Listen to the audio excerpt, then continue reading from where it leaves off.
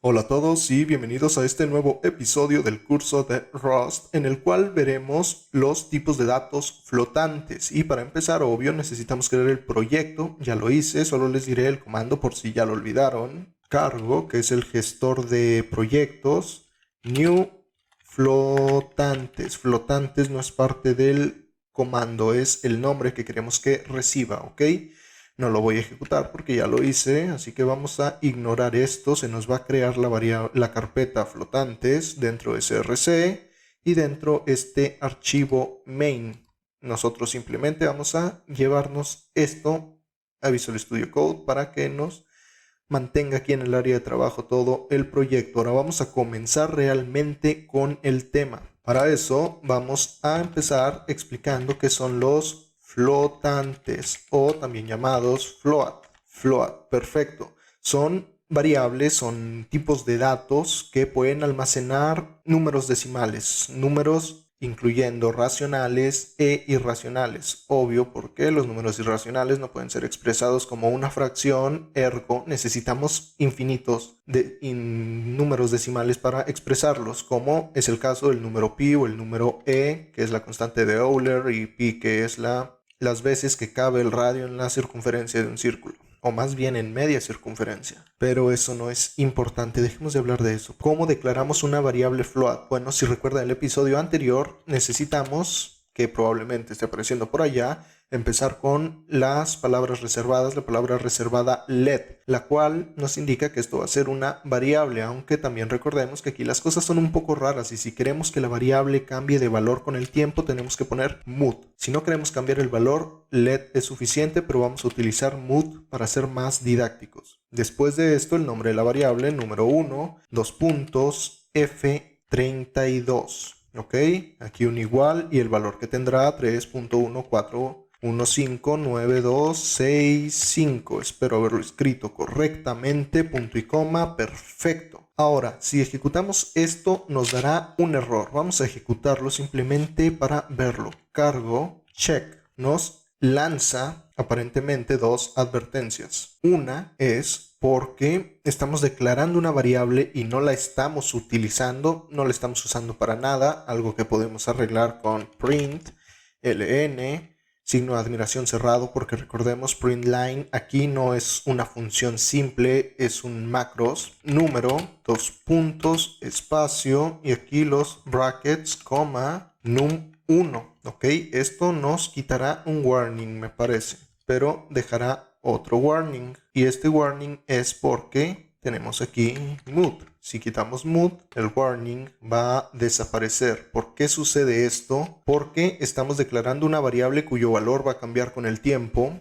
lo que cualquiera supondría que es esperable de una variable, pero aquí tenemos que especificar. Y Rust, el compilador, se pregunta por qué declararla como que va a cambiar si eso implica que internamente el compilador tendrá más dificultades para trabajar con ella y realmente no estamos cambiándole el valor. O sea, esto para Rust es ilógico. Así que nos dice, revisa tu maldito código, o en caso de que seas idiota y lo estés haciendo a propósito, pon un underscore al principio de la variable para que yo sepa que eres idiota bajo tu propio riesgo. Y desapareció el error. Perfecto. Ahora vamos a analizar este código. De momento, en la consola, si es que habían notado que era una consola, vemos que no nos aparece nada porque solo estamos revisando el código. Recordemos que hay múltiples comandos para cargo. Están cargo check, que simplemente revisa el código y nos dice si hay algún error, cargo run, que se encarga de ejecutarlo, y cargo build, que se encarga de compilarlo de una manera más eficiente para crear ya un ejecutable óptimo para el usuario final. En este caso vamos a correrlo porque queremos que el código haga cosas, no solo revisarlo, y vemos que nos imprime 3.1415927. Está redondeando este 65 por un 7, quiere decir que F32 no tiene la memoria suficiente para almacenar este número completo. ¿Cómo arreglamos eso? Bueno, utilizando el siguiente número flotante, let mood